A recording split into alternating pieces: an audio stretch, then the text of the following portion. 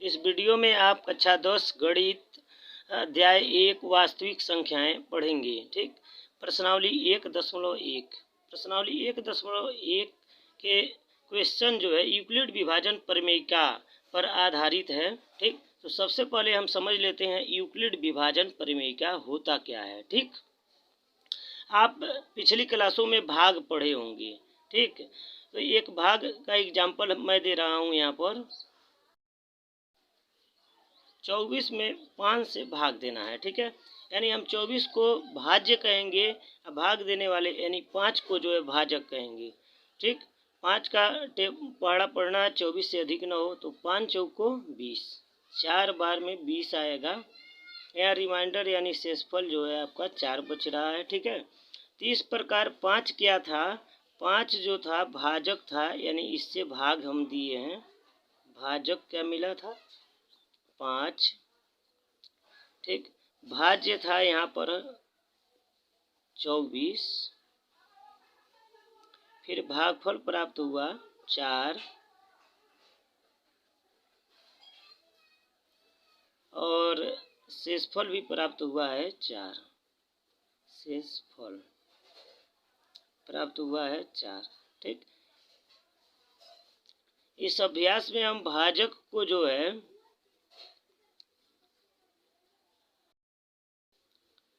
भाजक को B से दर्शाएंगे, भाज्य को A से दर्शाएंगे, भागफल को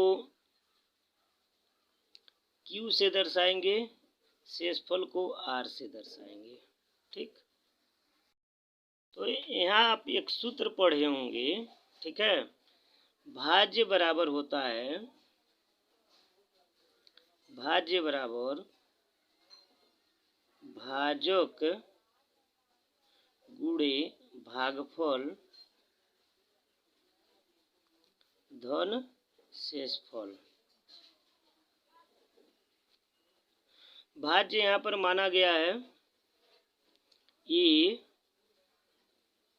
भाजक माना गया है B, भागफल को Q माने हैं, यहाँ पर मल्टीप्लाई का चिन्ह है, ठीक, छिप जाएगा, प्लस शेषफल को माना गया है R। यानी हमारा यह सूत्र मिला, भाज्य बराबर भाजक गुणे भागफल धन शेषफल का। ठीक, ये इसी विधि को कहते हैं यूक्लिड विभाजन प्रमेयिका, यानी यूक्लिड विभाजन एल्गोरिथ्म, यानी संख्याओं को भाज्य बराबर भाजक गुणे भागफल धन शेषफल पर कर देना। ठीक है, निर्धारित कर देना, यानी ठीक ए को जो है BQ प्लस R में चेंज करना। ठीक, अब एग्जाम्पल बताते हैं। उदाहरण नंबर 1 है, उदाहरण 1 देखते हैं। 4052 और 12576 का SCF यूक्लिड विभाजन एल्गोरिथ्म का प्रयोग करके ज्ञात कीजिए। प्रश्न कह रहा है यूक्लिड विभाजन एल्गोरिथ्म के द्वारा जो है 4052 और 12576 का SCF ज्ञात करना है। ठीक है, यूक्लिड विभाजन एल्गोरिथ्म क्या होता है आपको बता दिए हैं, मतलब इसको इन संख्याओं को जो है भाज्य बराबर भाजक गुणे भागफल धन शेषफल के आधार पर चेंज करके जो है इसका मौसा ज्ञात करना होता है। ठीक, आप पिछली क्लासों में पढ़े होंगे भाग विधि के द्वारा मौसा ज्ञात करना। ठीक है, तो हम भाग विधि के द्वारा मौसा जो है रफ क्रिया में करेंगे। ठीक है, यानी इसके लिए बड़ी संख्या में जो है हम छोटी संख्या से भाग देते हैं, यानी बड़ी संख्या 12576 है, इसमें छोटी संख्या यानी 4052 से भाग देंगे। ठीक है, संख्याएं बड़ी हैं इसलिए इसका भी पहला अंक इसका भी पहला अंक में भाग देंगे। ठीक है, तो छोटा है मतलब 4 से 1 छोटा है तो 12 ले लेंगे, यानी 4 से 12 में भाग देंगे तो 4 तियाँ 12, 3 बार भाग जाएगा, तो यहाँ पर संख्या मिला 3। ठीक, यानी 4052 का भाग जो है 12576 में 3 बार जाएगा, अर्थात 3 से हम 4052 में गुणा कर देते हैं, तो 3 दूना 6 हुआ, फिर 3 पचे 15 को 5 हासिल 1, 3 सुनाई 0 और 1 1, 3 चौको 12, घटा देते हैं, 6 में से 6 जाएगा 0, ऊपर वाली संख्या बड़ी है इसीलिए यहाँ पर 0 का प्रयोग कर रहे हैं। ठीक है, क्रॉस का नहीं, तो 7 में से 5 जाएगा 2, 5 में से 1 जाएगा 4, शेषफल हो गया आपका 420। अब इस शेषफल से जो है इस भाजक में जिसे हम भाग दिए हैं उसमें भाग देते हैं, ठीक है, भागफल विधि हुई होती है। तो यानी 4052 में जो है हम भाग देंगे। अब ध्यान दें यहाँ पर 420 से 4052 में भाग देना, यानी 400 का हम भाग दें, ठीक है ना, ये 420 जो है 400 के करीब है, इसीलिए 400 का भाग यदि 4000 में दिया जाए तो 10 बार जाएगा, ठीक है ना, यानी 400 दहा में 4000 हो जाएगा। लेकिन यहाँ 20 अधिक है, 20 का भाग 10 बार देंगे तो 20 दहा में 200, यानी 420 का अगर हम टेबल पढ़ेंगे जो है 10 बार तो 4200 यानी 4200 आएगा, जबकि 4200 यह नहीं है, ठीक है ना, इसलिए यहाँ 10 बार भाग न जा करके 9 बार भाग जाएगा, ठीक है, क्योंकि हमें संख्या कम प्राप्त करना होता है, ठीक। तो इसका मल्टीप्लाई यानी गुणा करेंगे इसमें, 9 सुनाई 0, 9 दूना 18 को 8 हासिल 1, 9 चौको 36 और 1 37, फिर घटा देते हैं, 2 में से 0 जाएगा 2, 15 में से 8 जाएगा जो है 7, यहाँ पर बचा हुआ है 9 यानी 9, 9 में से 7 जाएगा 2 यानी 272 हुआ, ठीक है। अब 272 यहाँ शेषफल बचा था तो फिर से भाजक यानी 420 में भाग देंगे, ठीक है। 272 है, 250 से अधिक है, 2.5 का दूना करेंगे तो भी 500 हो गया, ठीक है, यानी इसका भाग जो है 1 बार जाएगा, 2 बार नहीं, 2 बार भाग देंगे तो 500 से भी अधिक आएगा, ठीक है। तो 272 करने सिंपल में 272 ही होगा, 1 बार भाग देने पर उतना ही होता है, पहाड़ा पढ़ने पर उतना ही आता है। अब जो है 10, ध्यान देंगे 10 में से 2 जाएगा 8, यहाँ पर हो गया 11 में से 7 जाएगा 4, यहाँ पर हो गया 3 में से 2 जाएगा 1, यानी 148। यहाँ भाजक मिला है 272 में, फिर से भाग देंगे 272, ठीक। 14 का पहाड़ा 27 से अधिक ना हो तो 14 करने 14, एक ही बार भाग जाएगा, यानी 148 करने 148 लिख कर घटाएंगे, 12 में से 8 जाएगा 4, ठीक, और यहाँ 6 में से 4 जाएगा 2, यहाँ 1 होगा, यानी 124 से हम 148 यानी भाजक में भाग देंगे, 124 से कम 124 घटाएंगे तो यहाँ पर आएगा 8 में से 4 जाएगा 4, 4 में से 2 जाएगा 2, फिर 24 से 124 में भाग देंगे, ठीक है। संख्याएं बड़ी हैं, यानी जैसे 25 का पहाड़ा 5 बार पढ़ दें तो 25 25 125 होगा, ठीक। उसी तरह 24 का पहाड़ा भी जो 125 के करीब है तो 5 बार जाएगा, ठीक। तो 5 चौको 20 को 0 हासिल 2, 5 दूना 10 2 12, यानी 120 आ गया। यहाँ रिमाइंडर यहाँ पर लिख रहे हैं 4 बचेगा, ठीक है, 2 में से 2 जाएगा क्रॉस हो जाएगा, 1 में से 1 जाएगा क्रॉस हो जाएगा, ठीक। 4 से 24 में भाग देते हैं, ठीक, लास्ट क्रिया है यही, 4 छके 24 यानी 6 बार में जो है 24 कट गया, ठीक है। इसके बाद क्या करना होता है, हम जिन जिन संख्याओं में भाग दिए हैं, ठीक है, उस पर जो है गोला लगा लेंगे, ठीक है, क्योंकि इसको भाज्य बराबर भाजक गुणे भागफल के आधार पर चेंज करना है, ठीक है, यह गोला लगाना हमारा मदद करेगा, ठीक। ठीक, अब इसको क्रम से जैसे क्रम से है, ठीक है, वैसे हम लिखते जाएंगे, किसके आधार पर, ए बराबर बी क्यू प्लस आर के आधार पर, ठीक है।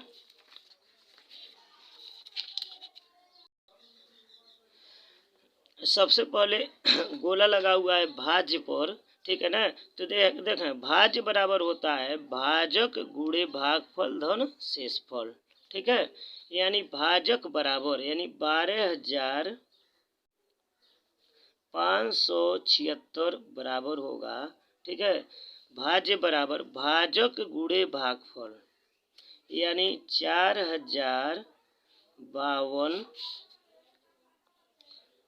गुणे भागफल 3 धन शेषफल, शेषफल मतलब 420, ठीक है, तो 420।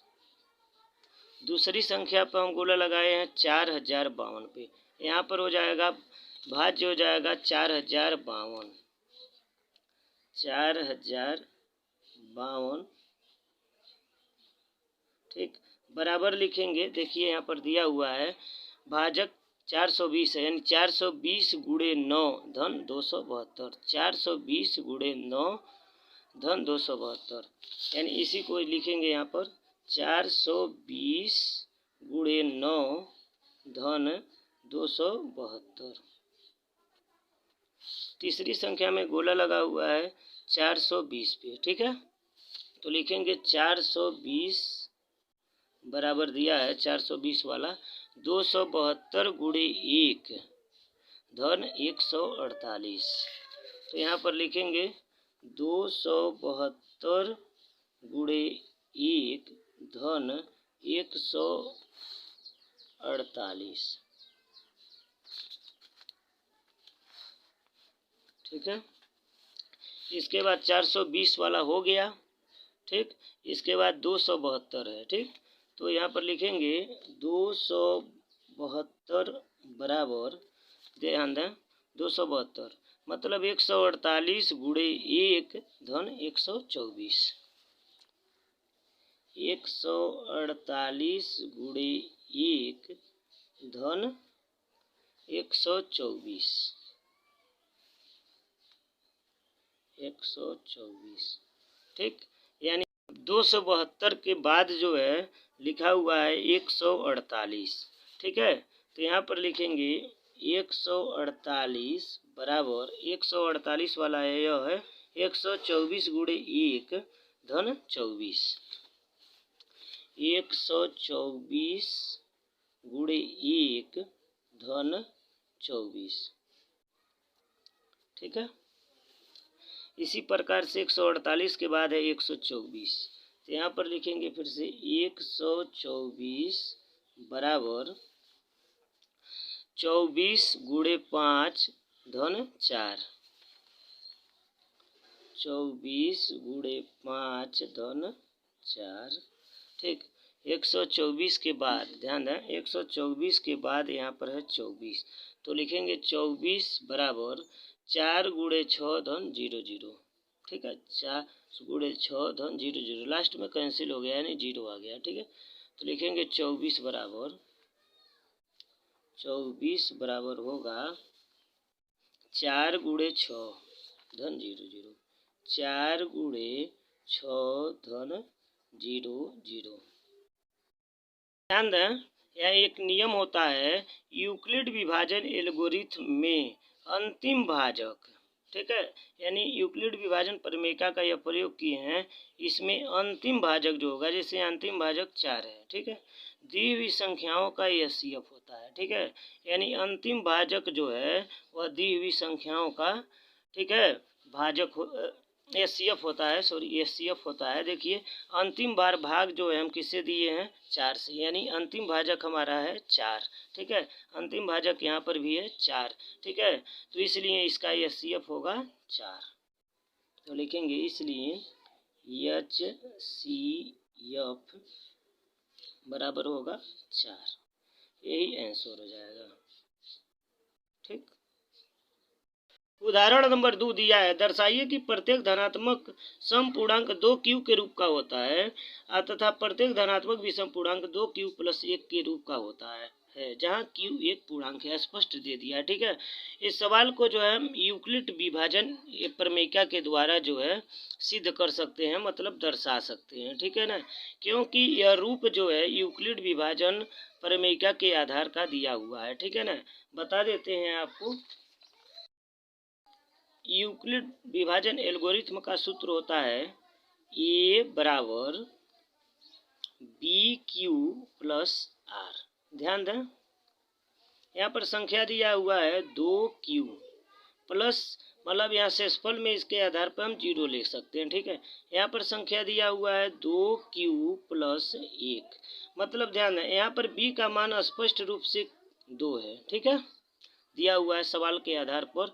ए का मान ज्ञात नहीं है तो हम मान लेंगे कोई पूर्णांक ए है, यानी भाज्य जो है ए है, ठीक है। और रिमाइंडर जो है हम निकाल सकते हैं बी के आधार पर, ठीक है।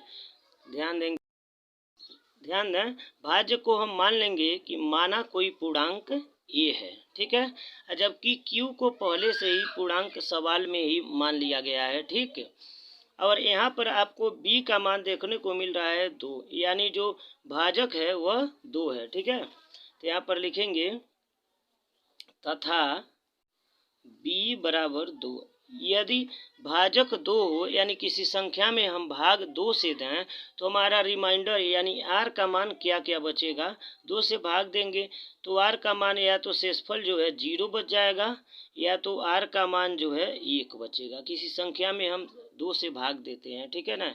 मान लेते हैं सम या विषम संख्याएं होती है, किसी में अगर 2 से भाग देंगे, ठीक है, सोचेंगे तो शेषफल आपको 0 बचेगा या तो 1 बचेगा, यानी 2 से छोटी संख्याएं बचेंगी, ठीक है।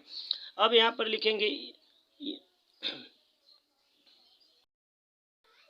पर लिखेंगे यूक्लिड विभाजन एल्गोरिथ्म से।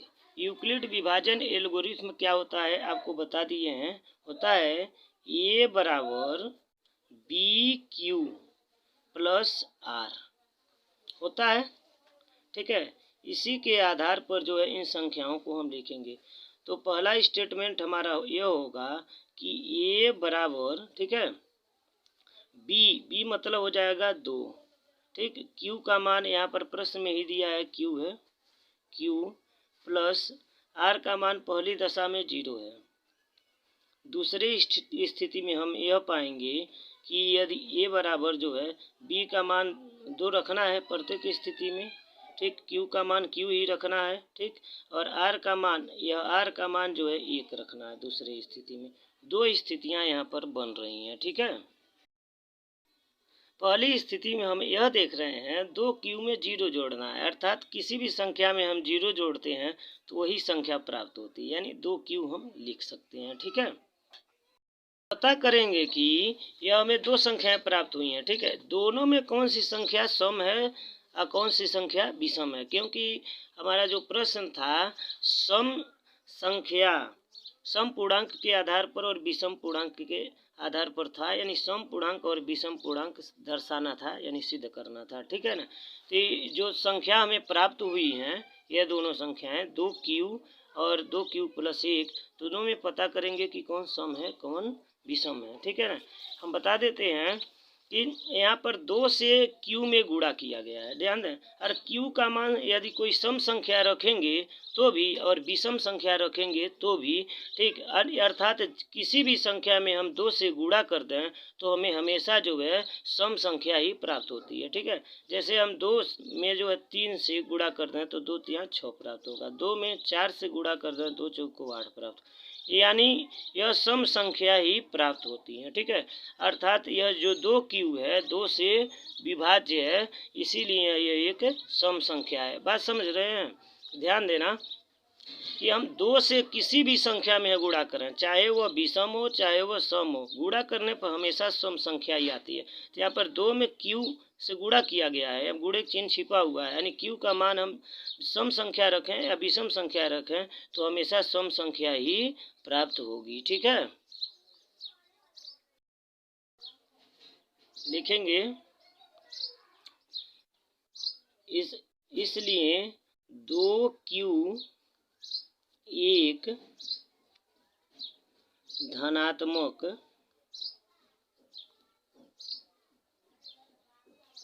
सम पूर्णांक है, सम पूर्णांक है, ठीक है। यह दर्शाया जा चुका कि 2q एक सम पूर्णांक है, ठीक है। यहाँ पर लिख सकते हैं क्योंकि 2q 2 से विभाज्य है, यानी भाग देने पर जो है 2 से कट जाएगा, ठीक है, विभाज्य है 2 से। ध्यान दें इसमें 2 उपस्थित है, 2 से भाग देंगे तो ऐसे भी कटेगा। दूसरी तरीका बता दिए हैं कि सम संख्या कैसे है, ठीक। ध्यान दें यह जो है 2 क्यू में 1 जोड़ा गया। 1 मतलब विषम संख्या है, ठीक है। यदि हम किसी भी संख्या में, ठीक है, किसी भी सम संख्या में 1 जोड़ेंगे तो हमेशा जो है विषम संख्या ही प्राप्त होगी, ठीक है। किसी भी सम संख्या में, ठीक है, कोई विषम संख्या जोड़ दें, एक ही नहीं कोई भी विषम संख्या जोड़ दें तो हमेशा विषम संख्या ही प्राप्त होगी, ठीक है। अर्थात यह विषम संख्या 2 से विभाज्य नहीं होती है, ठीक है। तो लिखेंगे तथा 2q प्लस 1 एक धनात्मक विषम पूर्णांक है, धनात्मक विषम पूर्णांक है, विषम पूर्णांक है। क्यों विषम पूर्णांक है? क्योंकि 2 से यह संख्या विभाजित नहीं होगी। यहाँ पर लिख सकते हैं क्योंकि 2q प्लस 1 2 से विभाज्य नहीं है, विभाज्य नहीं है। ध्यान दें। अब इसके बाद लिख देंगे प्रूव्ड, यानी सिद्ध किया गया। दर्शाना यही था कि 2 की एक धनात्मक सम पूर्णांक है, दर्शाया जा चुका है। यह धनात्मक विषम पूर्णांक है, दोनों चीज़ें दर्शाई जा चुकी हैं। तो यहाँ पर लिख देंगे प्रूव्ड, यानी सिद्ध किया गया, ठीक है। 3 प्रश्न दिया हुआ है, दर्शाइए कि एक धनात्मक विषम पूर्णांक 4q प्लस 1 या 4q प्लस 3 के रूप का होता है। हमें दर्शाना यह है कि 4q प्लस 1 और 4q प्लस 3 जो है एक धनात्मक विषम पूर्णांक है, ठीक है। तो सबसे पहले यह बताते हैं कि जो 4q प्लस 1 है यह यूक्लिड विभाजन एल्गोरिथ्म के आधार पर है, ठीक है। ये दोनों संख्याएं, ठीक, और जिसमें यह 4 को हम जो है भाजक मानेंगे, ठीक है। प्रत्येक स्थिति में दिया हुआ है भाज्य जो है q है, q एक पूर्णांक, यानी q की जगह कोई भी पूर्णांक संख्या लिख सकते हैं, ठीक है। अर्थात हमें जो है भाज्य नहीं पता है, भाज्य को हम जो है ये मानेंगे, ठीक है। यह भाज्य धनात्मक विषम पूर्णांक के रूप में होना चाहिए। मानेंगे माना कोई धनात्मक विषम पूर्णांक है, धनात्मक विषम पूर्णांक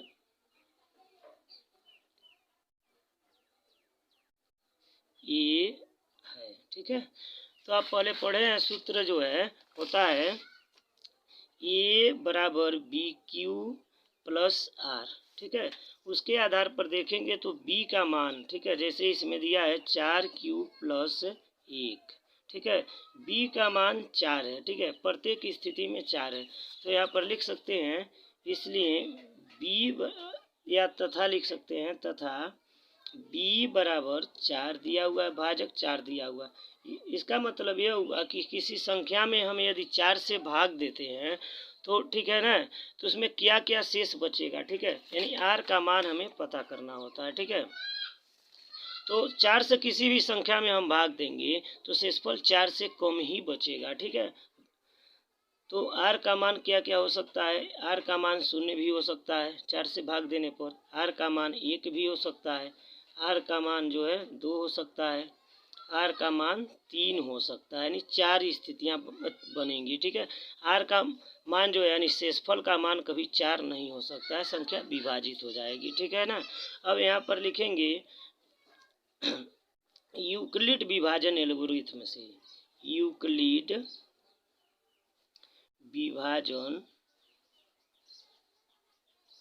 एल्गोरिथ्म लिखें या प्रमेयिका लिखें, प्रमेयिका से, यूक्लिड विभाजन प्रमेयिका से। यूक्लिड विभाजन प्रमेयिका का नियम होता है, सूत्र होता है a बराबर बी क्यू प्लस आर, जहाँ पर q भी एक पूर्णांक है और a भी एक पूर्णांक है। तो ये को है यहाँ पर हम लोग ने विषम पूर्णांक माना है, ठीक है। तो a बराबर स्थितियाँ इसके अनुसार बनाएंगे, इसको a बराबर हो जाएगा b का मान 4 ले लें, q का मान q है ही, प्लस r का मान पहले स्थिति में 0। तो यहाँ पर मान सकते हैं किसी संख्या में 0 जोड़ेंगे तो वही संख्या आएगी, यानी 4q आएगा, ठीक। दूसरी स्थिति बनेगी, 4 स्थितियाँ इसकी बन रही हैं। a बराबर फिर से हो जाएगा b का मान प्रत्येक दशा में 4 ही लेना है, यहाँ पर b q प्लस r का मान 0 ले चुके हैं, 1 लेंगे, ठीक। फिर उसके बाद ए की तीसरी स्थिति बनेगी 4Q, यानी बी प्रत्येक दशा में 4 ही लेना है, प्लस शेषफल बचा है 2।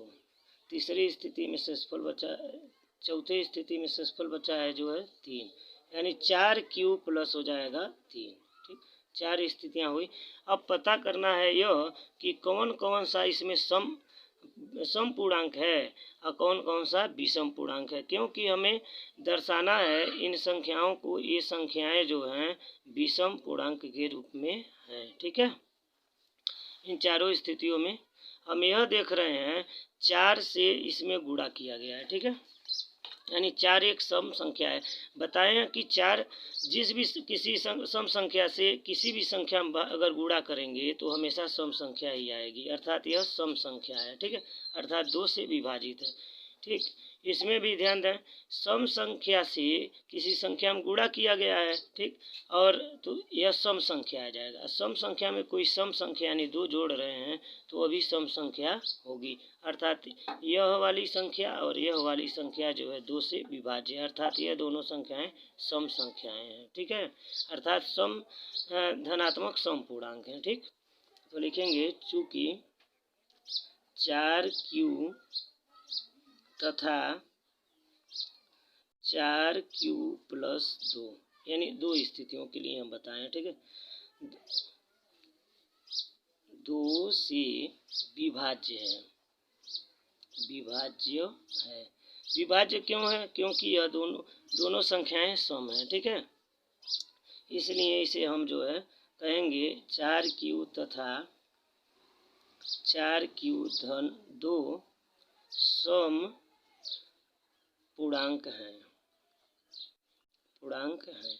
अर्थात जो यह सम पूर्णांक हैं, अर्थात बची हुई जो संख्याएं हैं वह धनात्मक विषम पूर्णांक हैं। ठीक, जब सम पूर्णांक अलग हो गया तो बची हुई संख्याएं विषम पूर्णांक ही होंगी। ठीक है, कोई भी धनात्मक पूर्णांक जो होता है 2 रूपों में होता है, या तो सम पूर्णांक में या तो विषम पूर्णांक में। तो सम पूर्णांक हम अलग कर लिए हैं। ठीक है, तो बची हुई संख्या जो होगी, बचा हुआ पूर्णांक जो होगा विषम पूर्णांक होगा। ठीक है, तो लिख सकते हैं अतः 4Q प्लस 1 या 4Q plus 3, 4Q plus 1, 4Q plus 3, यही दोनों संख्याएं बची हुई हैं। 4Q प्लस 3 एक धनात्मक विषम पूर्णांक है, धनात्मक विषम पूर्णांक है, विषम पूर्णांक है। ठीक, यही सिद्ध करना था, यह एक विषम पूर्णांक है। ठीक है, विषम पूर्णांक के रूप का होता है। ठीक है, तो यहाँ पर लिख देंगे हम प्रूव्ड, यानी हमने सिद्ध कर दिया है। ठीक है,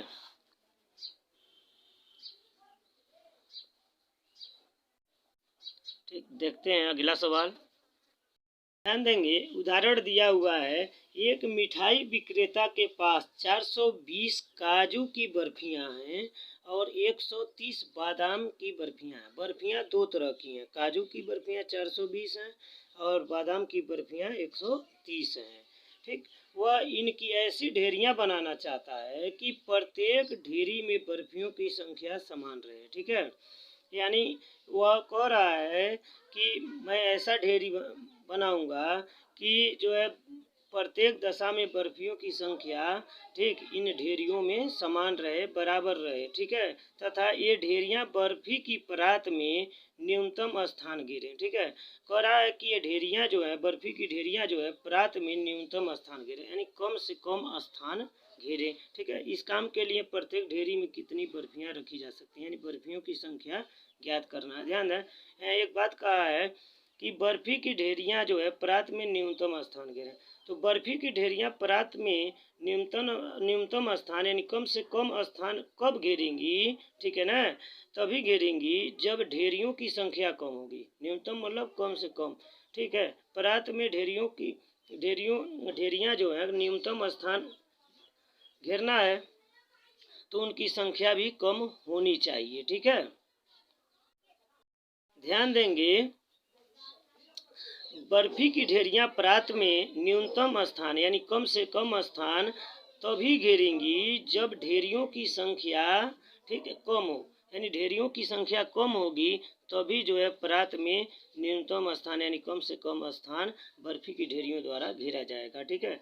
और जब ढेरियों की संख्या तभी कम हो सकती है, यानी ढेरियों की संख्या तभी कम हो सकती हैं जब प्रत्येक ढेरी में बर्फियों की संख्या बढ़ा दिया जाए, यानी अधिकतम कर दिया जाए। यानी एक ढेरी में मतलब अधिक अधिक बर्फियों को रखा जाए, ठीक है ना, यानी तब ढेरियों की संख्या कम हो जाएगी। यहाँ एक जवाब मिला कि बर्फियों की संख्या जो है अधिकतम हो रही है, ठीक है ना, यानी बर्फियों की संख्या को जो है अधिकतम रखना है।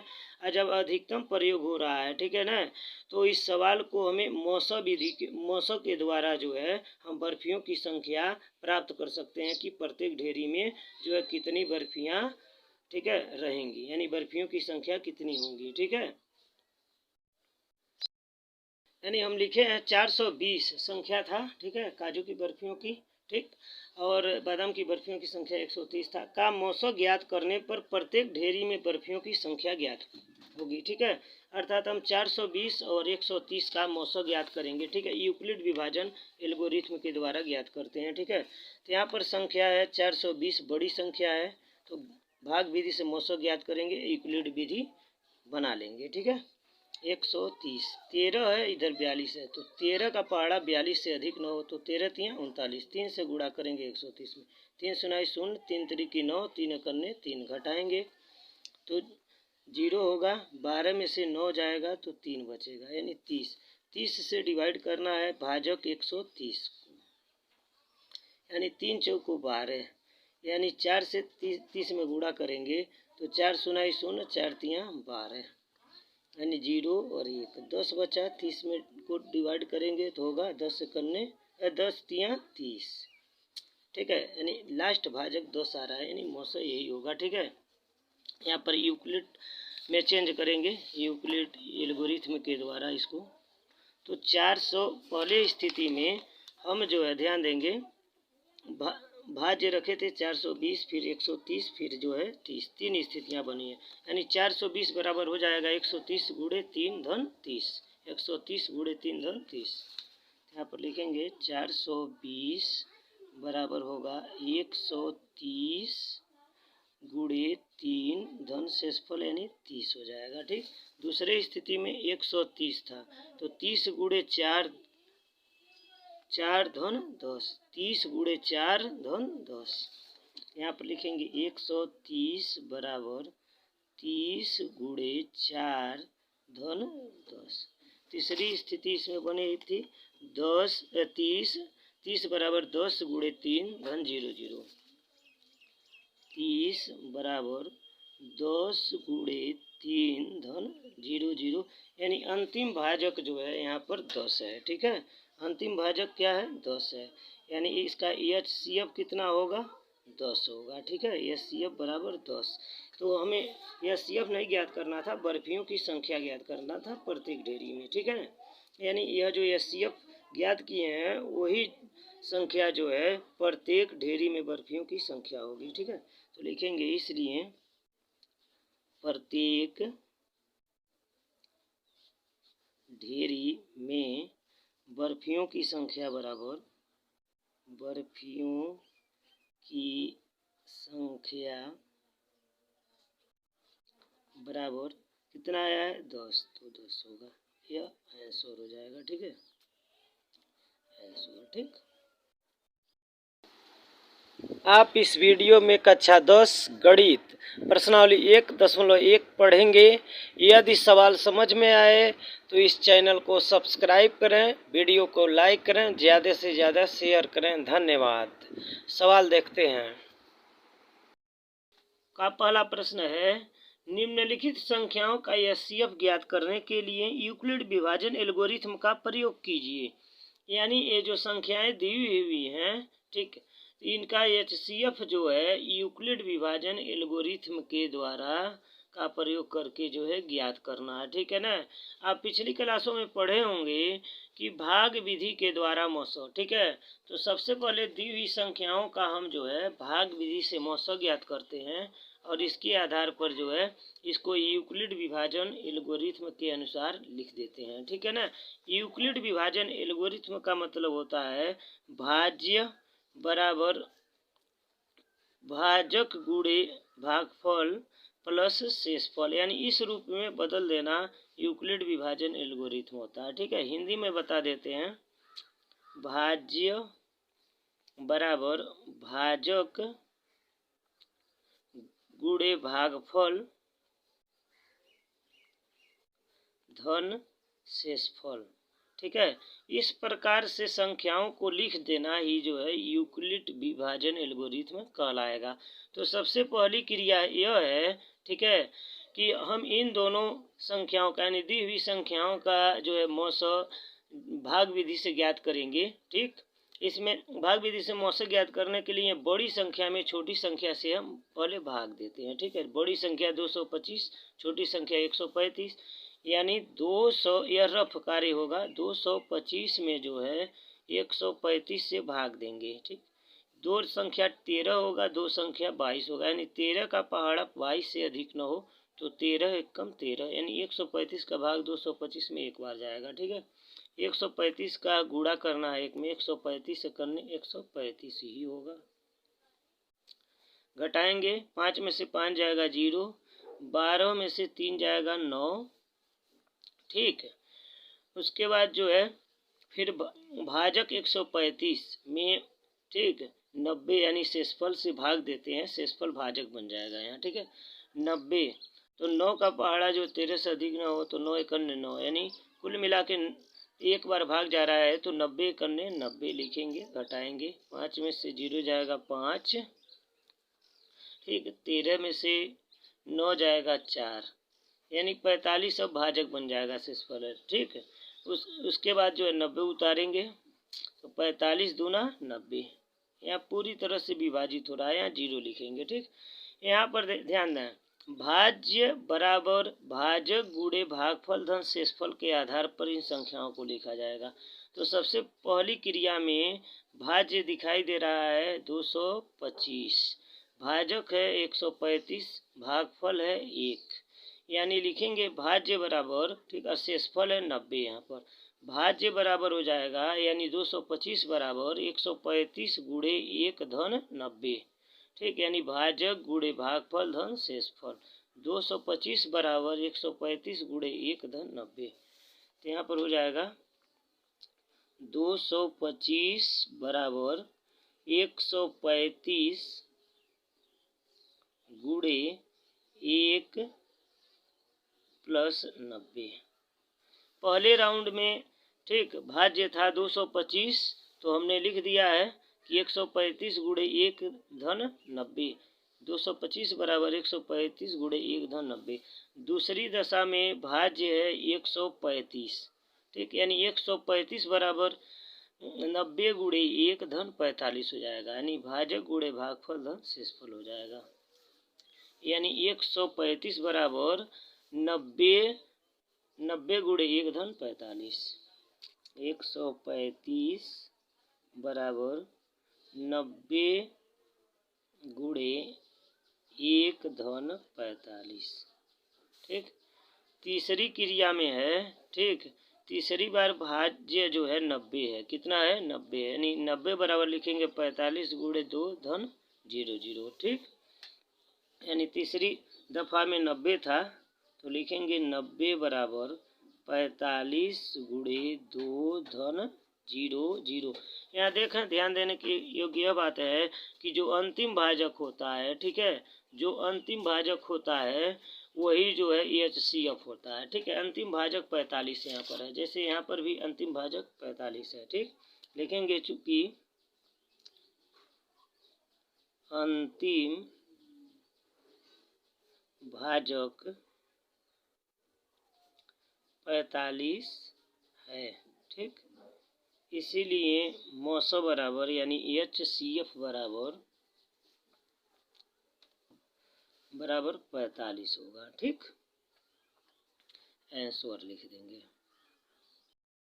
दूसरा सवाल इस प्रकार है, 196 में और 38,220 का मौसा ज्ञात करना है। ठीक है, यूक्लिड विभाजन एल्गोरिथम के द्वारा। इसमें भी क्या करते हैं कि इन दी हुई संख्याओं का HCF यानी मौसा भाग विधि से ज्ञात करते हैं। बड़ी संख्या है 38,220 में जो है 196 छोटी संख्या से भाग देंगे। ठीक है, यहाँ 19 है, यहाँ 38 है। 19 का टेबल 38 से ज़्यादा ना हो तो 19 दूना 38, 38 तो हो ही जा रहा है, लेकिन यहाँ तीसरी संख्या 6 है, 6 दूना 12, यहाँ 12 होना चाहिए जबकि 2 ही बच रहा है, यानी 2 बार भाग नहीं जाएगा, एक बार ही भाग जाएगा। 19 दूना 38, 2 बार भाग नहीं जाएगा। ठीक, इसके बाद 1 से गुणा करेंगे 196 में, तो 196 करने 196 घटाएंगे, 12 में से 6 जाएगा 6, 17 में से 9 जाएगा 8, यहाँ पर बचा 2 में से 1 जाएगा 1।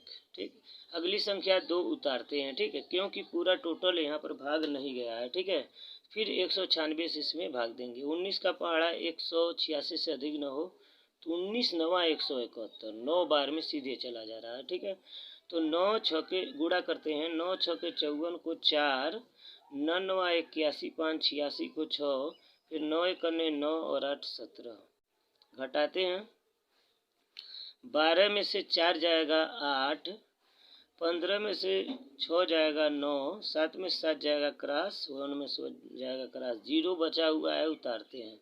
19 का पहाड़ा 98 से अधिक 9, 19 बचे 95, 5 बार में। ठीक है, यानी 5 से गुणा करेंगे तो 5 छके 30, 5 नवा 45, 3 48।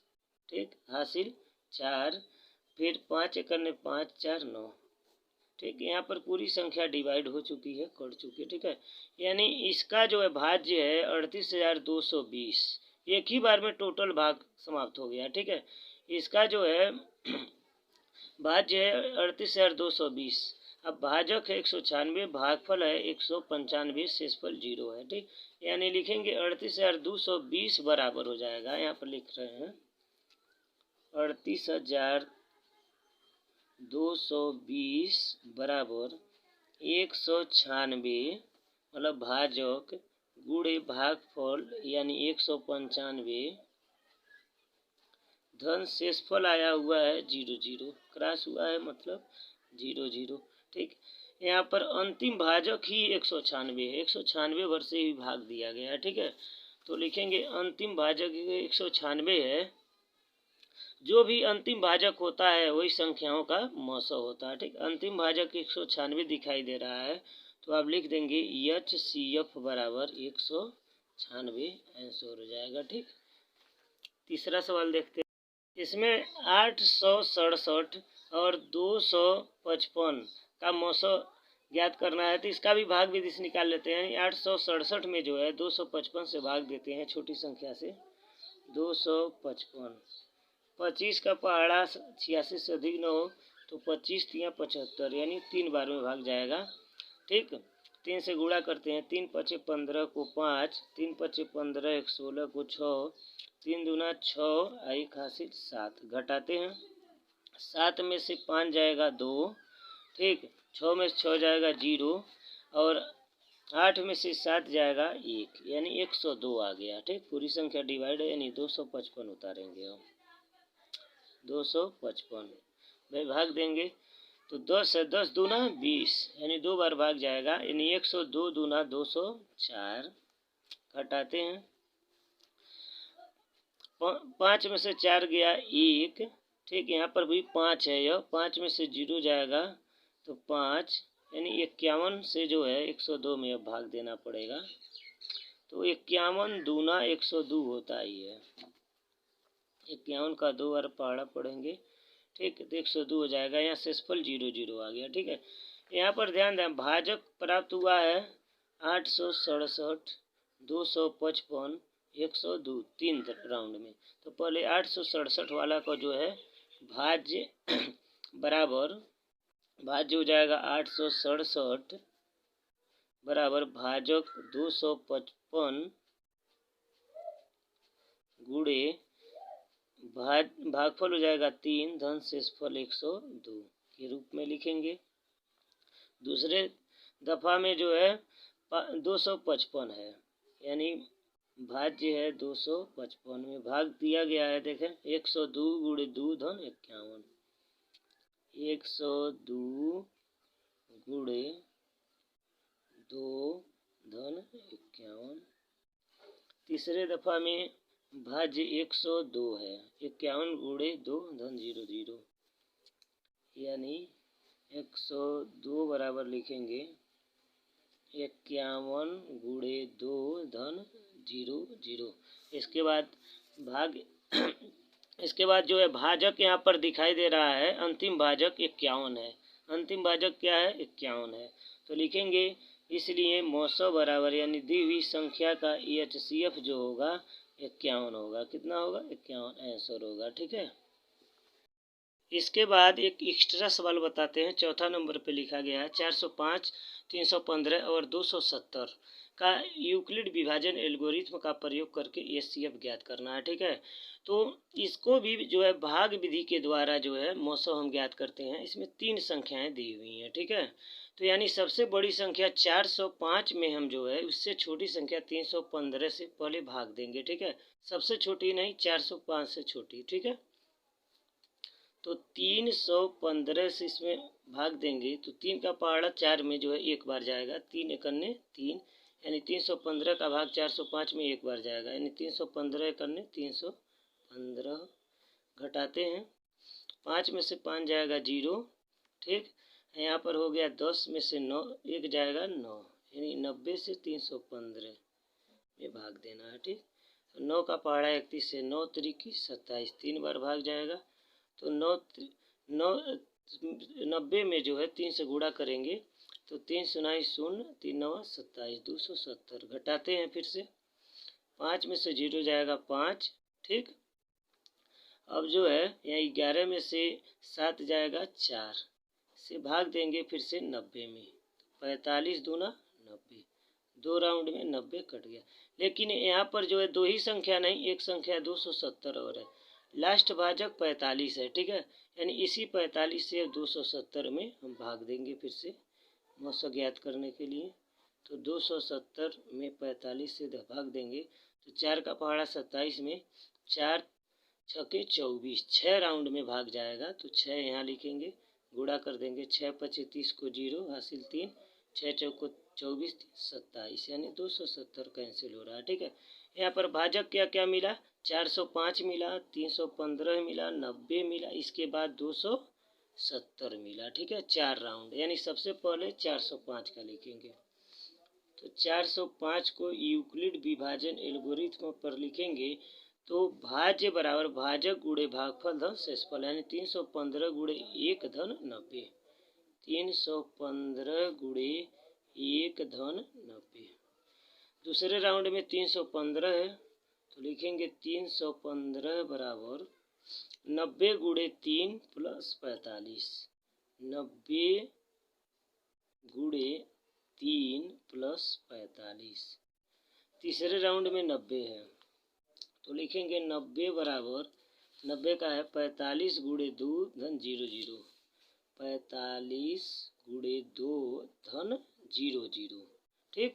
इसके बाद है 270, फिर लिखेंगे 270 बराबर दिया 45 गुणे 6 धन 0 0, 45 गुणे 6 धन 0 0, यानी लास्ट भाजक यहाँ पर है 45। ठीक है। बिकॉज मतलब अंतिम, चूँकि अंतिम भाजक बराबर अंतिम भाजक बराबर 45, इसीलिए HCF बराबर हो जाएगा 45 आंसर। ठीक है। अगला सवाल देखते हैं। प्रश्न दिया हुआ है, दर्शाइए कि कोई धनात्मक विषम पूर्णांक 6³+1 या 6³+3 या 6³+5 के रूप का होता है जहाँ Q कोई पूर्णांक है। ठीक। इसको भी जो है यूक्लिड विभाजन एल्गोरिथ्म के अनुसार जो है सिद्ध करेंगे, यानी दर्शाएंगे। ठीक है।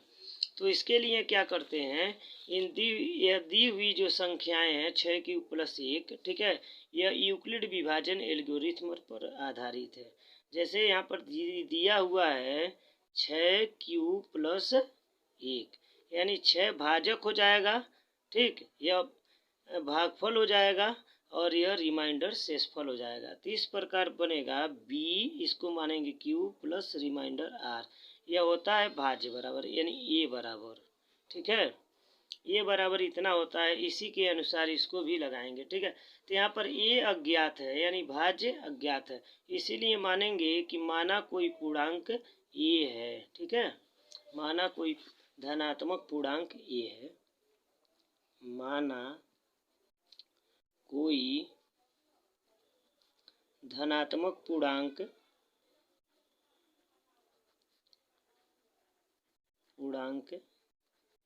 ए है। ए को हमने कोई धनात्मक पूर्णांक मान लिया। ठीक है, यहाँ पर प्रत्येक दशा में बी का मान जो है क्यू है। ठीक है, प्रत्येक दशा में बी का मान बी का मान 6 है।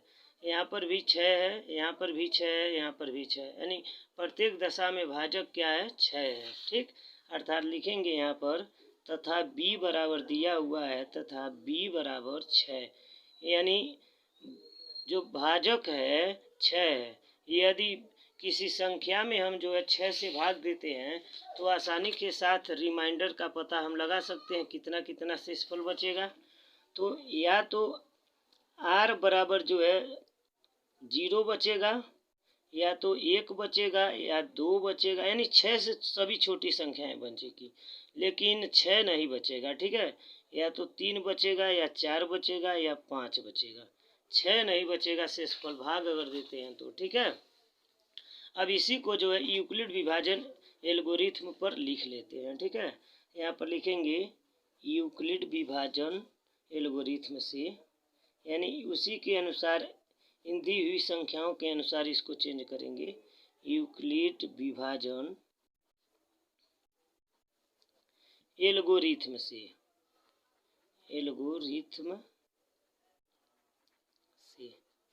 यूक्लिड विभाजन एल्गोरिथ्म का यहाँ प्रयोग हो रहा है। ठीक है, ध्यान देंगे यहाँ पर ए का पहला मान निकालना है, ए का पहला मान। तो ए बराबर होता है सूत्र यूक्लिड विभाजन पर सूत्र लिखना, ए बराबर बी क्यू प्लस आर के द्वारा है। ठीक है, इसी के द्वारा इन पूर्णांकों को और ठीक है इस भाजक को चेंज करेंगे। तो यहाँ पर पहला पूर्णांक बनेगा हमारा ए बराबर बी मतलब है 6, क्यू का मान है क्यू एक पूर्णांक है यहाँ दिया हुआ है। ठीक है, प्लस आर का मान पहली दशा में 0। ठीक है, इसी प्रकार से फिर से दूसरा मान निकालेंगे। यहाँ पर 5 शेषफल है तो 5 पूर्णांक बनेंगे। ए के लिए कितने पूर्णांक, 5 पूर्णांक। तो ए बराबर 6 क्यू प्लस आर का मान बदलता जाएगा 1, बी क्यू का मान नहीं चेंज होगा क्योंकि प्रत्येक दशा में बी का मान 6 है। तीसरा पूर्णांक ए का बनेगा ए बराबर 6 क्यू प्लस 2। इसी प्रकार से ए का एक और पूर्णांक बनेगा ए बराबर 6 क्यू प्लस 3, शेषफल था 4 और 5 बचा है।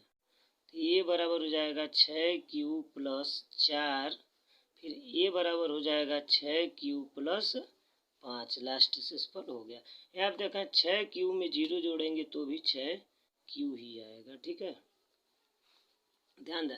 अब इसको हमें सिद्ध यह करना है कि यह संख्याएं जो हैं एक विषम पूर्णांक, धनात्मक विषम पूर्णांक के रूप में हैं, यानी ये जो संख्याएं हैं विषम पूर्णांक के रूप में हैं। तो इन पूर्णांक ए के लिए जो है इतने पूर्णांक ज्ञात हुए हैं, कितने पूर्णांक, 6 पूर्णांक है कुल, 1 2 3 4 5 6। इसमें देखेंगे कौन संख्या विषम है, कौन सी संख्या सम है। ठीक है, यह ज्ञात करेंगे, बता रहे हैं। यहाँ पर लिखेंगे चूंकि इसमें से सम, ध्यान देंगे 6 एक सम संख्या है, यानी किसी भी पूर्णांक में हम गुणा करेंगे तो वह सम संख्या होगी। क्लियर, यानी 6 जो है सम संख्या है, किसी भी पूर्णांक में गुणा करेंगे तो वह सम संख्या प्राप्त होगी, यानी 6 क्यू एक सम संख्या है। क्लियर, सम संख्या में यदि सम संख्या जोड़ेंगे तो वह सम संख्या प्राप्त होगा। ठीक है, यानी 0 जोड़ेंगे तो एक सम संख्या प्राप्त होगा। सम संख्या में विषम संख्या जोड़ेंगे तो विषम प्राप्त होगा, सम संख्या में सम संख्या जोड़ेंगे तो सम संख्या प्राप्त होगा। यानी सम संख्या प्राप्त होने वाला है एक 6 क्यू, एक 2 और एक 4। सम संख्या में अब विषम संख्या जोड़ देंगे सम संख्या में तो विषम होगी। तो यह है 6Q, लिखेंगे आप चूँकि 6Q, फिर 6Q प्लस 2, 6Q प्लस 4 सम धनात्मक पूर्णांक हैं, धनात्मक पूर्णांक हैं, क्योंकि ये 2 से भाज्य हैं, 2 से भाज्य हैं, मतलब कोई भी सम संख्या 2 से भाज्य होती है, इसीलिए यह सम पूर्णांक है। ठीक, यानी ये सब सम पूर्णांक हो गए। तो बचा कौन कौन सा? बचा यह वाला 6Q plus 1, 6Q plus 3, 6Q plus 5, अर्थात ये सभी सम पूर्णांक हो गए। तो यह जो बचे हुए हैं वो विषम पूर्णांक होंगे। तो लिखेंगे अतः 6Q प्लस 1, 6Q प्लस 3 या 6Q प्लस 5 धनात्मक विषम पूर्णांक हैं। मतलब यह सिद्ध हो चुका कि यह संख्याएं जो है धनात्मक विषम पूर्णांक हैं, क्योंकि ये जो ए के लिए 6 पूर्णांक थे, ठीक है, 6 में से सम पूर्णांक होंगे, कुछ विषम होंगे। हमने बता दिया कि ये सब सम पूर्णांक हैं, ठीक है, कारण सहित बताए हैं। ठीक, उसके बाद जब सम पूर्णांक अलग हो गया तो जो बचेगा वो विषम रहेगा। तो यही तीनों बचे हैं, अर्थात यह विषम पूर्णांक है। ठीक है, यह सिद्ध हो चुका, धनात्मक विषम पूर्णांक है, लिख देंगे पूर्णांक है। ठीक, यही प्रूव्ड करना था, यानी लिखेंगे प्रूव्ड। अगला प्रश्न 3 है, किसी परेड में 616 सदस्यों वाली एक सेना यानी आर्मी के टुकड़ी को 32 सदस्यों वाले एक आर्मी बैंड के पीछे मार्च करना है। यानी ये जो सेना के सदस्य हैं 616, उनको आर्मी बैंड के जो सदस्य हैं 32, इनके पीछे पीछे मार्च करना है। दोनों समूहों को समान संख्या वाले स्तंभों में मार्च करना है। ठीक है, मतलब समझा रहे हैं, सेना के सदस्यों की संख्या है 616, आर्मी बैंड के सदस्यों की संख्या है 32। जो सेना के सदस्य हैं यानी 616 जो हैं लोग हैं, वह आर्मी बैंड के सदस्यों की संख्या यानी 32 के पीछे पीछे मार्च करना है। मार्च करना है तो इस तरह करना है कि यह 2 समूह बनेंगे, यानी आर्मी बैंड के सदस्यों की सदस्य एक समूह बनाएंगे, ठीक, सेना के सदस्य एक समूह बनाएंगे, यानी 2 समूह बनाएंगे। ठीक है, करा है कि दोनों समूह को समान संख्या वाले स्तंभों में मार्च करना, यानी जो स्तंभ बनेगा, लाइन जो बनेगा, ये लोग लाइन लगाएंगे जो, ठीक है ना, तो 616 सदस्यों की लाइन उतनी ही होगी जितनी यह 32 सदस्यों की संख्या वाले लोग लाइन बना रहे हैं। यानी 616 सदस्यों की संख्या यानी सेना की है, तो सेना के सदस्य उतने ही लाइन बनाएंगे, मतलब उतने ही स्तंभ बनाएंगे जितने 32 सदस्य यानी आर्मी बैंड के जो हैं जितनी लाइनें बनाएंगी, यानी इन दोनों की लाइनें एक बराबर होगी। ठीक है, और आपस में सदस्यों की संख्या भी बराबर होगी। तो कह रहा है, तो लाइन जो बनेगा यानी लाइन मतलब स्तंभ जो बनेगा, उन स्तंभों की अधिकतम संख्या क्या है पूछ रहा है। ठीक है, तो ध्यान देंगे, यहाँ पर स्तंभों की अधिकतम संख्या पूछ रहा है। ठीक है, तो स्तंभों की अधिकतम संख्या उतनी ही होगी जितना कि सेना के सदस्यों और आर्मी बैंड के सदस्यों की संख्याओं का मौसम होगा। ठीक है, लिखेंगे इसलिए स्तंभों की अधिकतम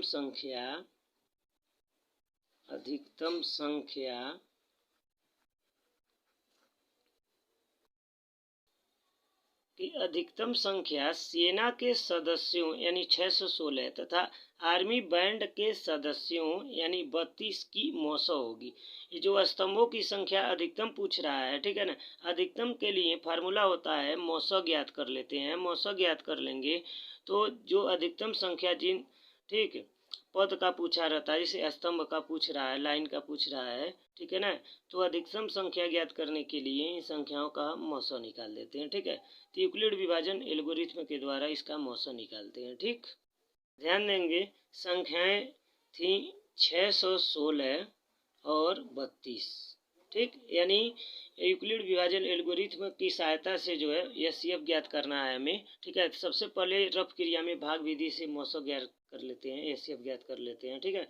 यानी 32 से जो 32 छोटी संख्या है, इससे भाग देंगे, 32 का भाग 61 में, यानी 32 से करने 32, घटाएंगे, 11 में से 2 जाएगा 9, या 5 में से 3 जाएगा 2, अगली संख्या 6 उतार लेते हैं, फिर 32 से भाग देंगे, 3 9 27, यानी 9 बार में, ठीक है।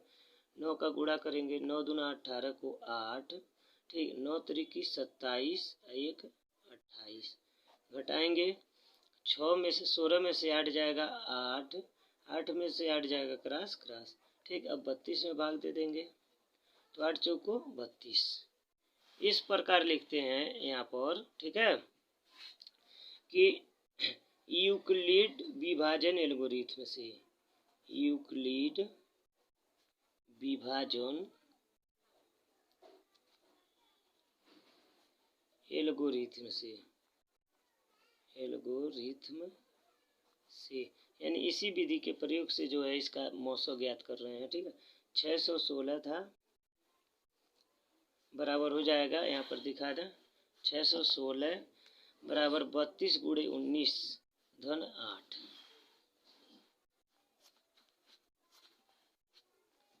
32 गुणे 19 धन 8, दूसरी दशा में था 32 था यहाँ पर, ठीक है। तो 8 चौको 32 हुआ है,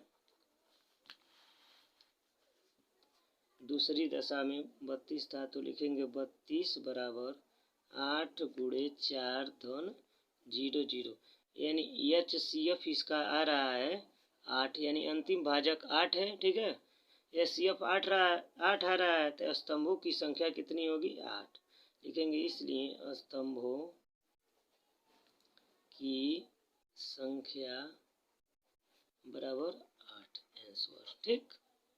प्रश्न नंबर 4 है, यूक्लिड विभाजन प्रमेयिका का प्रयोग करके दर्शाइए कि किसी धनात्मक पूर्णांक का वर्ग किसी पूर्णांक m के लिए 3m या 3m + 1 के रूप का होता है, ठीक है। हमें यह दर्शाना है यूक्लिड विभाजन प्रमेयिका का प्रयोग करके किसी धनात्मक पूर्णांक का यदि हम वर्ग करें तो, ठीक, वह वर्ग 3m या 3m + 1 के रूप का होगा, ठीक है। हमें वह धनात्मक पूर्णांक नहीं पता है, इसीलिए हम उस धनात्मक पूर्णांक को मान लेंगे a है, लिखेंगे, माना कोई धनात्मक पूर्णांक a है, धनात्मक पूर्णांक a है, पूर्णांक हमने मान लिया a है, ठीक है। यहाँ पर जो है भाजक दे रहा है 3, प्रत्येक दशा में 3, ठीक है। तो लिखेंगे यहाँ पर b बराबर, तथा b का मान दिया हुआ है 3, तो हम भी लिख सकते हैं b का मान जो है 3 के आधार पे, यानी 3, ठीक।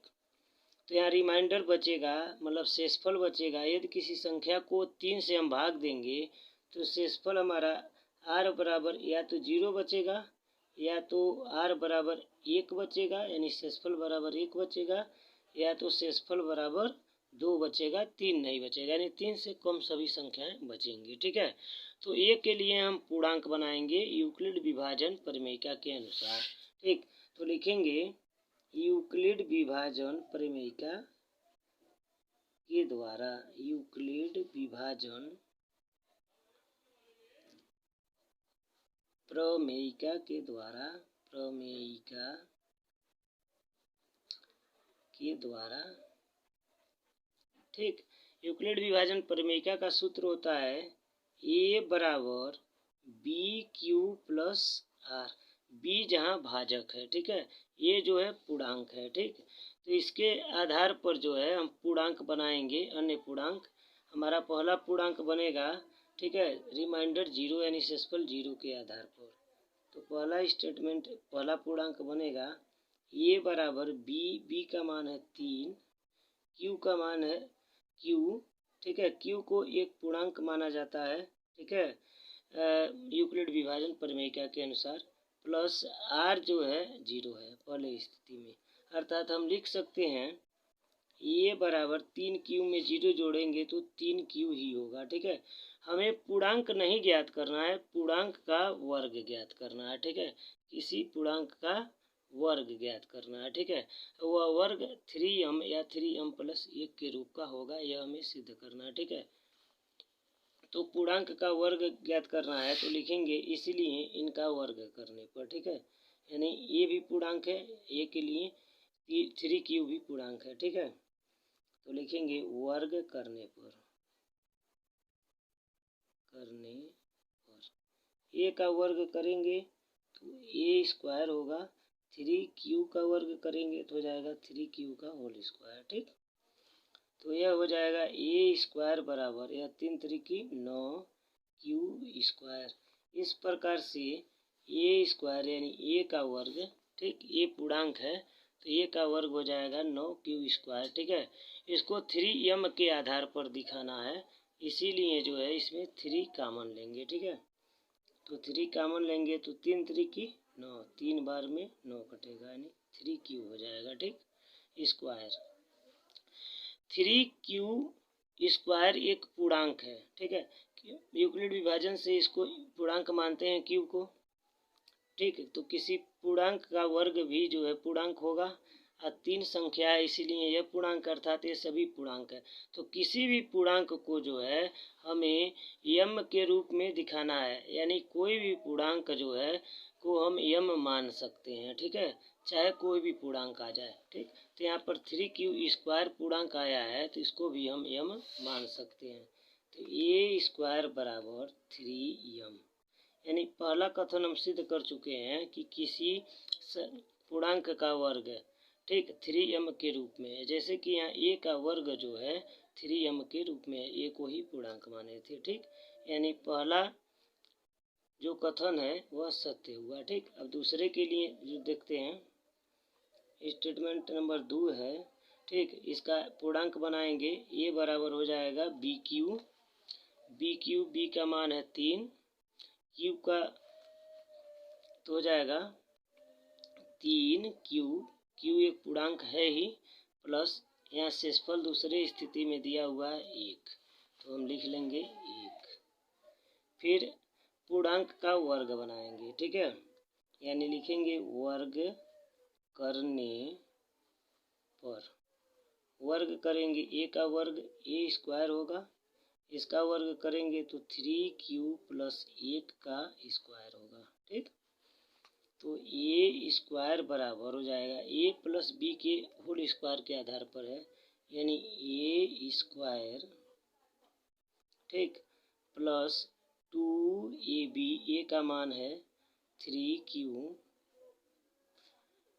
बी का मान है जो है 1, यानी 2ab मल्टीप्लाई के रूप में लिखेंगे, प्लस बी स्क्वायर यानी 1 का स्क्वायर, संतुलित कर लेंगे, सॉल्व कर लेंगे, मतलब ए स्क्वायर बराबर 3×3 क्यू स्क्वायर, प्लस 3 दूना 6 एकड़ने 6 क्यू, प्लस 1 एकड़ने 1, ठीक है। अब इन दोनों में कॉमन 3 मिल सकता है, इसमें नहीं, अर्थात इन दोनों पदों में हम 3 कॉमन लेंगे, ठीक। हो जाएगा ए स्क्वायर बराबर 3 कॉमन लेकर 3×3 9, 3 बार में क्यू स्क्वायर, प्लस 3 दूना 6, 2 क्यू हो गया, प्लस 1 इधर लिखेंगे।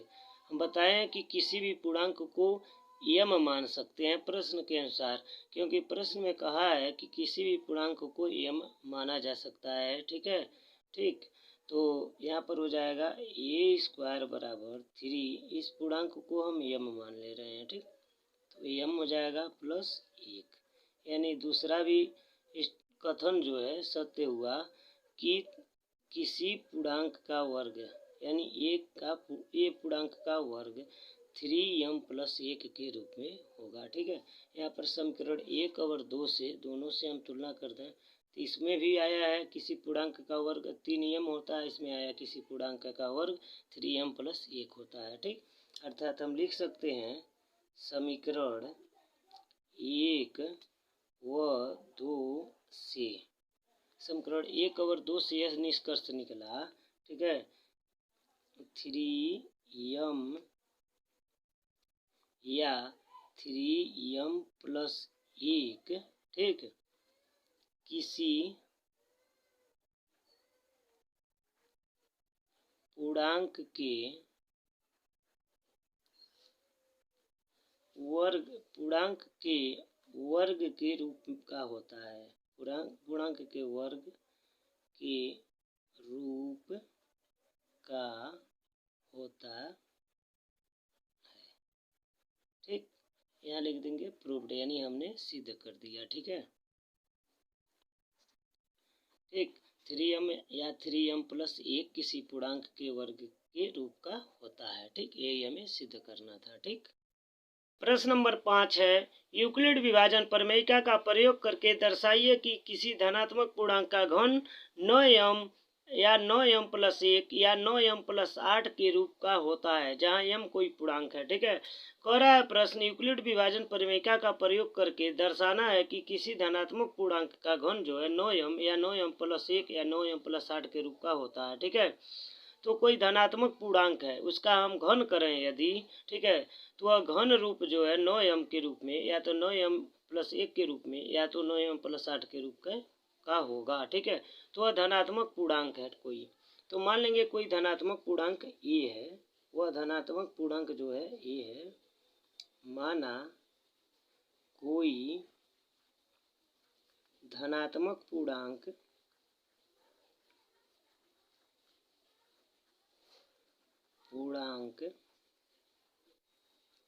ए है। ठीक है, तब ए के लिए हम पूर्णांक बनाएंगे, जिसके लिए जो है भाजक प्रत्येक दशा में, यानी b का मान जो है 9 दिया हुआ है। ठीक है, यानी भाजक गुणे भागफल धन शेषफल के आधार पे। ठीक है, तो यानी b का मान जो है प्रत्येक दशा में 9 है।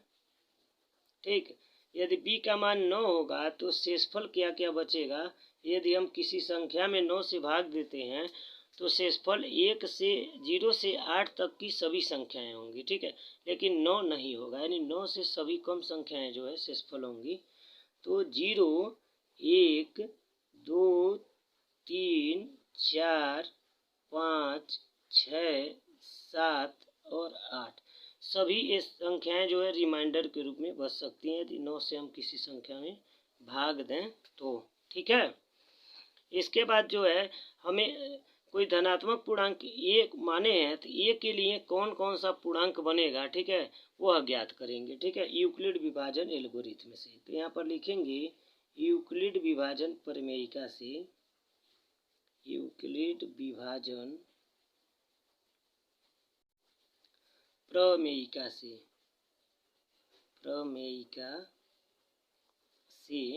ठीक है, यूक्लिड विभाजन प्रमेयिका का नियम होता है ए बराबर BQ + R होता है। ठीक, तो ए के लिए जो है पहला पूर्णांक हम ज्ञात करेंगे, ए बराबर B का मान है 9, Q का मान Q होगा, प्लस R का मान पहले दशा में है 0। ठीक, अर्थात पूर्णांक बनेगा ए बराबर 9Q में 0 जोड़ेंगे तो 9Q होगा। ठीक है, तो हमें पूर्णांक नहीं बनाना है, पूर्णांक का घन बनाना है। ठीक है, तो हम इस पूर्णांक का घन बना देंगे। ठीक है, तो लिखेंगे घन करने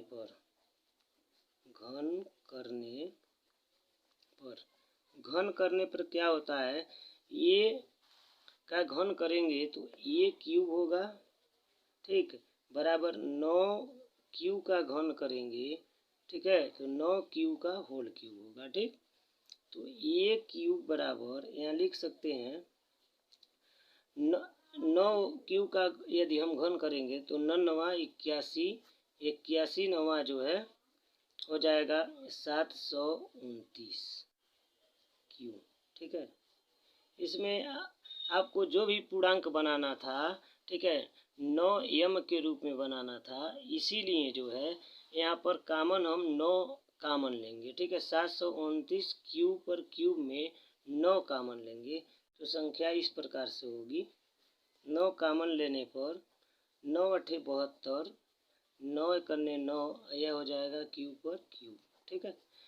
यह 81 क्यूब पर क्यूब एक पूर्णांक है, ठीक। क्यूब एक पूर्णांक है, ठीक। यूक्लिड विभाजन एल्गोरिथम के अनुसार जो है क्यूब को एक पूर्णांक मानते हैं, ठीक।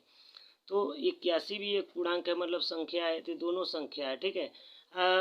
जो भी पूर्णांक प्रस्तुत करना है वह यम के रूप में प्रस्तुत करना है, ठीक। यम भी एक पूर्णांक है, यम भी एक पूर्णांक है, अर्थात यह भी एक पूर्णांक है, अर्थात इसको हम यम के रूप में लिख सकते हैं, ठीक है। तो हो जाएगा ए क्यूब बराबर 9, इसको यम मानेंगे तो हो जाएगा यम। यानी हमारा पहला कथन सिद्ध हुआ कि किसी भी धनात्मक पूर्णांक का घन जो है 9 यम के रूप में होता है, ठीक है। यहाँ पर इसको मान सकते हैं समीकरण नंबर 1, ठीक है। दूसरा पूर्णांक हम बनाएंगे। यहाँ पर दूसरा पूर्णांक बनाने के लिए जो है हम शेषफल 1 का प्रयोग करेंगे। पहले में जो है 0 का प्रयोग हम कर चुके हैं, तो इस प्रकार से पूर्णांक होगा ए बराबर 9 क्यू प्लस शेषफल में होगा 1, यानी होगा ए बराबर बी क्यू प्लस आर, ठीक है। लिखते हैं, इसीलिए होगा 9 क्यू प्लस 1। कोई भी पूर्णांक हमें घन के रूप में बनाना है, इसीलिए इसका भी हम घन करेंगे। लिखेंगे घन करने पर, तो ए का घन करेंगे तो ए क्यूब होगा। 9 क्यूब प्लस 1 का घन करेंगे तो होगा 9 क्यूब प्लस 1 का होल क्यूब। तो यह सूत्र पर आधारित है, ठीक है, ए प्लस बी का होल क्यूब पर, ठीक। इसको सूत्र पे हम तोड़ेंगे, हो जाएगा A cube plus B cube plus 3ab, 3 into A का मान है 9 क्यूब गुणे बी का मान है 1, यानी 3ab कोष्टक में ए प्लस बी, यानी 9 क्यूब प्लस 1, यानी 1 जो है बी का मान है।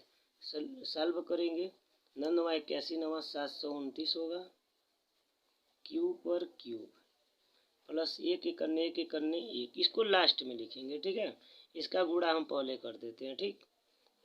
9 त्रिकी 27, 27 में 9 से हमें गुणा करना है, ठीक है।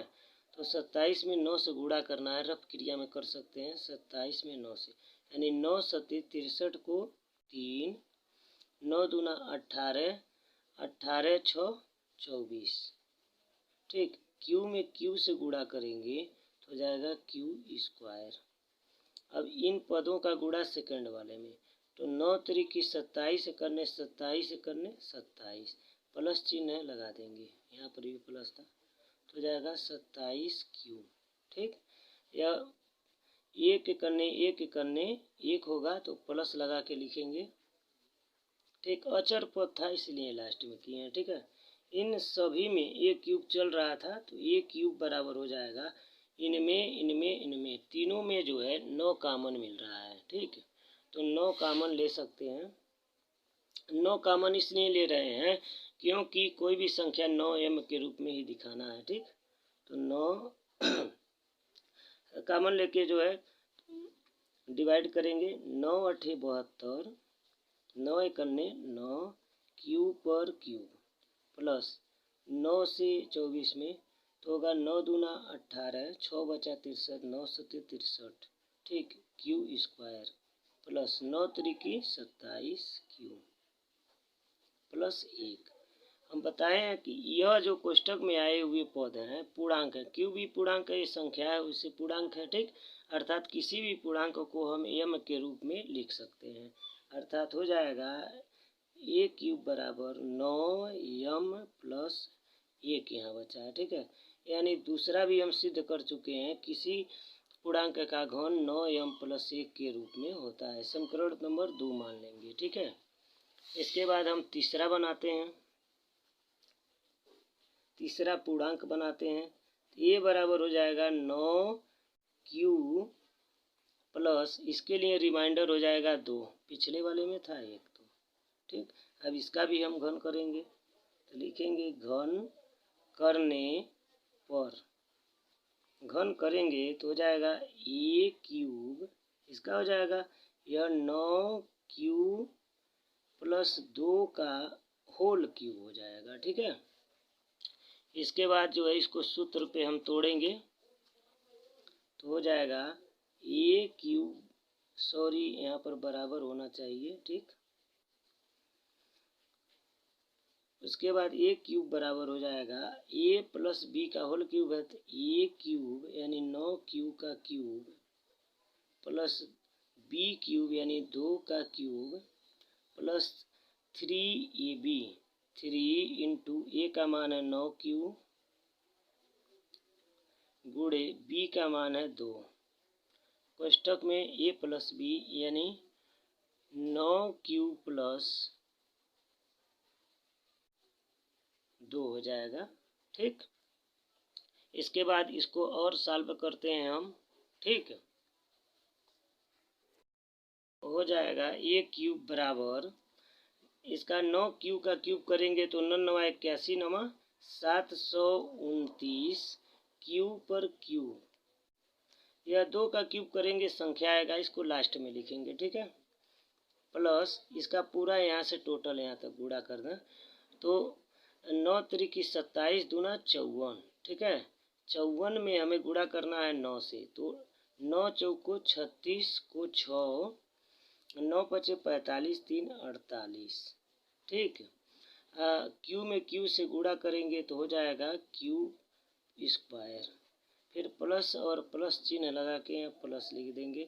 9 त्रिक 27 दूना 54, 54 में 2 से गुणा करेंगे तो 2 चौको 8 और 2 पचे 10, क्यू है तो क्यू लिख देंगे। ठीक है, इसमें क्यू कोई नहीं है। ठीक, प्लस यह छूटा हुआ पद था 2 दूना 4 दूना 8, यहाँ पे लिख देंगे। ठीक है, अब इसके बाद इसमें भी कॉमन लेना है। ठीक है, यानी 9 को ही कॉमन इसमें लिख लेंगे। ठीक है, यहाँ से यहाँ तक से संख्या 8 है, 8 से 8 जो है 9 से नहीं विभाजित होगी तो इसमें कॉमन नहीं लेंगे। ठीक है, तो ए क्यूब बराबर हो जाएगा 9, फिर 9 8 72, 9 1 9 क्यू पर क्यू प्लस 9 से इसमें 48 है तो 9 पचे 45।